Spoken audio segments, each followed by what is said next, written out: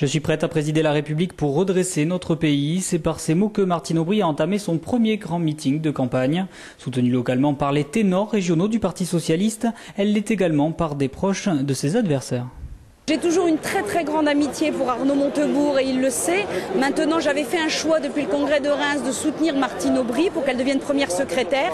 Elle est maintenant dans la course à la candidature aux primaires citoyennes. Donc voilà, je n'ai pas l'habitude de changer de chemin et donc je suis derrière Martine. Autre soutien de taille, le président de la région Martin Malvy ou encore le maire de Toulouse Pierre Cohen. Si le premier qualifie Martine Aubry de candidate la plus solide pour redresser la France, le second vante son travail en tant que premier secrétaire du Parti socialiste. Il nous a rendu cette crédibilité qui nous manquait. Nous sommes fiers d'être au cœur du débat politique du changement. Nous savons, nous pouvons rediscuter avec l'ensemble des forces sociales, avec les forces syndicales.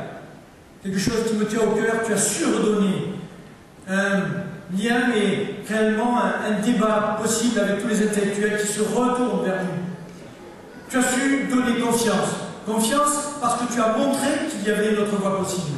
On n'est pas là pour prendre le pouvoir et gérer. On est là pour réellement changer la société et tu as montré qu'on en était capable.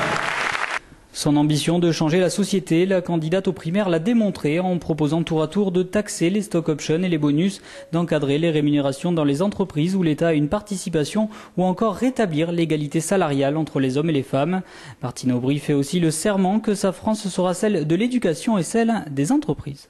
Et je voudrais vous dire tout simplement que ce serment de Toulouse que je fais aujourd'hui, c'est celui d'une France que je fais pour une France que j'ai servie au cours d'une vie qui a été consacrée à l'intérêt général. Ma France, c'est d'abord celle de l'école républicaine.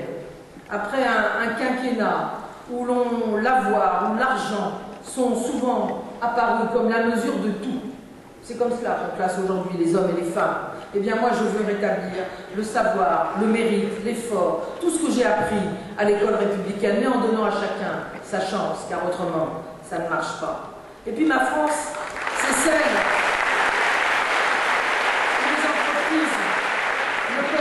aller bien si les salariés vont mal. Cette conviction ne m'a jamais quittée. J'ai toujours pensé, effectivement, que, y compris la compétitivité des entreprises, passait par la mise en valeur des compétences, des capacités d'imagination et tout simplement de l'engouement que peuvent avoir des salariés quand ils sentent qu'ils sont utiles et non pas comme aujourd'hui, pressurisés, stressés, mis en concurrence. C'est l'inverse de ce que l'on attend des entreprises françaises.